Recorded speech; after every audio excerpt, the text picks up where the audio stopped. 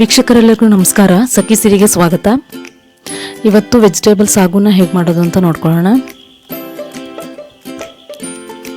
ಪೂರಿಗೆ ಒಳ್ಳೆ ಕಾಂಬಿನೇಷನ್ ಇದು.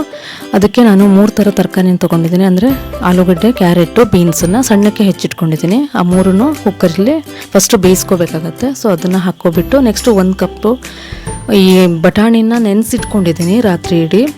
ಹಸಿ ಬಟಾಣಿ ಕೂಡ ಹಾಕ್ಕೋಬೋದು. ಹಾಗೆ ನಿಮ್ಗೆ ಇಷ್ಟವಾಗಿರೋ ಬೇರೆ ತರಕಾರಿ ಕೂಡ ಆ್ಯಡ್ ಮಾಡ್ಕೋಬೋದು. ಆಮೇಲೆ ರುಚಿಗೆ ಸ್ವಲ್ಪ ಉಪ್ಪನ್ನು ಹಾಕಿಬಿಟ್ಟು ಅದನ್ನು ಬೇಯಿಸ್ಕೋಬೇಕು ಫಸ್ಟು. ಸೊ 1 ಕಪ್ನಷ್ಟು ನೀರನ್ನು ಆ್ಯಡ್ ಮಾಡ್ತಾಯಿದ್ದೀನಿ. ಸೊ ಇದನ್ನು 2ರಿಂದ 3 ವಿಷಲ್ ಮಾಡಿಸಿದ್ರೆ ಸಾಕಾಗತ್ತೆ.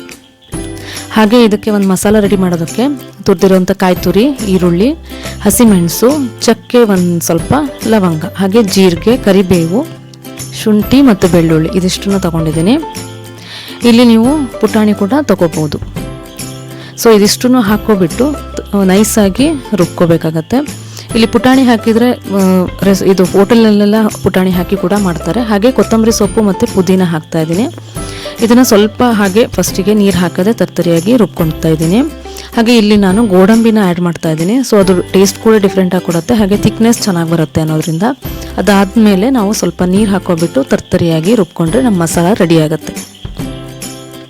ಇಲ್ಲಿ ನೀವು ಗೋಡಂಬಿ ಬದಲಿಗೆ ಪುಟಾಣಿ ಕೂಡ ಆ್ಯಡ್ ಮಾಡ್ಕೋಬೋದು. ಹಾಗೆ ನಮಗೆ ತರಕಾರಿ ಕೂಡ ಬೆಂದಿದೆ. ಸೊ ಚೆನ್ನಾಗಿ ಬೆಂದಿದೆ ಅದು. ನೆಕ್ಸ್ಟ್ ಒಂದು ಪ್ಯಾನ್ ತೊಗೊಬಿಟ್ಟು 1 ಟೇಬಲ್ ಸ್ಪೂನಷ್ಟು ಎಣ್ಣೆ ಹಾಕ್ತಾಯಿದ್ದೀನಿ. ಇದು ಏನಂತಂದರೆ ನಾವು ಮಸಾಲನೆಲ್ಲ ಫಸ್ಟಿಗೆ ಮಿಕ್ಸ್ ಮಾಡ್ಕೋಬೇಕಾಗತ್ತೆ. ಹಾಗೆ ಒಂದು ಅರ್ಧ ಈರುಳ್ಳಿನ ಕಟ್ ಮಾಡಿ ಇಟ್ಕೊಂಡಿರೋದು ಅದನ್ನು ಕೂಡ ಹಾಕಿಬಿಟ್ಟು ಚೆನ್ನಾಗಿ ಫ್ರೈ ಮಾಡಬೇಕು. ನೆಕ್ಸ್ಟು ಕರಿಬೇವು, ಆಮೇಲೆ ಒಂದು ಸ್ವಲ್ಪ ಗರಂ ಮಸಾಲ ಫ್ಲೇವರಿಗೋಸ್ಕರ ಪಲಾವ್ ಎಲೆನ ಇಲ್ಲೊಂಚೂರು ಹಾಕ್ತಾಯಿದ್ದೀನಿ. ಸೊ ಇದಾದಮೇಲೆ ನಾನು ಒಂದು ಅರ್ಧ ಟೊಮೆಟೊನ ಇದರಲ್ಲಿ ಹಾಕ್ತಾಯಿದ್ದೀನಿ. ಬಟ್ ಟೊಮೆಟೊ ಇಲ್ಲದಲೇ ಮಾಡ್ತಾರೆ. ಟೊಮೆಟೊ ಇದು ಆಪ್ಷನಲ್ಲು, ಬೇಕಾದರೆ ಮಾತ್ರ ಹಾಕ್ಕೊಳ್ಳಿ. ಸೊ ಅದನ್ನು ಕೂಡ ಸ್ವಲ್ಪ ಶಾಲೋ ಫ್ರೈ ಮಾಡಿದ ಮೇಲೆ ನಾವೇನು ಮಸಾಲ ರೆಡಿ ಮಾಡಿರ್ತೀವೋ ಸೊ ಅದನ್ನು ಪೂರ್ತಿಯಾಗಿ ಹಾಕಿಬಿಟ್ಟು ಇಲ್ಲಿ ಆ ಹಸಿ ವಾಸನೆ ಹೋಗೋ ತನಕ ಸ್ವಲ್ಪ ಸಿಮ್ ಫ್ಲೇಮಲ್ಲೇ ಇಟ್ಕೊಬಿಟ್ಟು ಚೆನ್ನಾಗಿ ಫ್ರೈ ಮಾಡ್ಕೊಳ್ಳಿ. ಹತ್ತಿರ 1-2 ನಿಮಿಷ. ಇಲ್ಲಾಂತಂದರೆ ಅದನ್ನು ಸ್ವಲ್ಪ ಹೈ ಫ್ಲೇಮ್ ಇಟ್ಕೊಂಡು ಬೇಗನೆ ಫ್ರೈ ಮಾಡ್ಕೊಬಿಟ್ಟು ನೀವೇನು ಬೇಯಿಸಿರೋ ತರಕಾರಿ ಇರುತ್ತಲ್ವ ಅದನ್ನು ಪೂರ್ತಿಯಾಗಿ ಹಾಕಿ ಅದಷ್ಟು ಮಸಾಲ ತಾಗೋ ತನಕ ಚೆನ್ನಾಗಿ ಮಿಕ್ಸ್ ಮಾಡ್ಕೊಬಿಟ್ಟು ನೆಕ್ಸ್ಟ್ ನಮಗೇನು ನೀರು ಕನ್ಸಿಸ್ಟೆನ್ಸಿ ನಿಮ್ಗೆ ತೆಳುವಾಗಬೇಕು ಅಂತ ಅನಿಸಿದ್ರೆ ಸ್ವಲ್ಪ ತೆಳು ಮಾಡ್ಕೋಬೋದು. ತುಂಬ ತೆಳುವಾಗಿ ಮಾಡೋದು ಬೇಡ.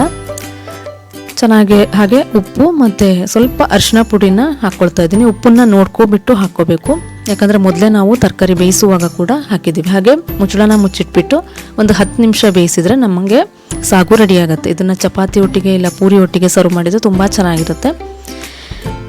ಹಾಗೆ ಇದು ರೆಸಿಪಿ ನಿಮ್ಗೆ ಇಷ್ಟ ಆದರೆ ಲೈಕ್ ಮಾಡಿ, ಶೇರ್ ಮಾಡಿ, ಮರಿಬೇಡಿ ನನ್ನ ಚಾನಲ್ನ ಸಬ್ಸ್ಕ್ರೈಬ್ ಮಾಡಿ. Thank you.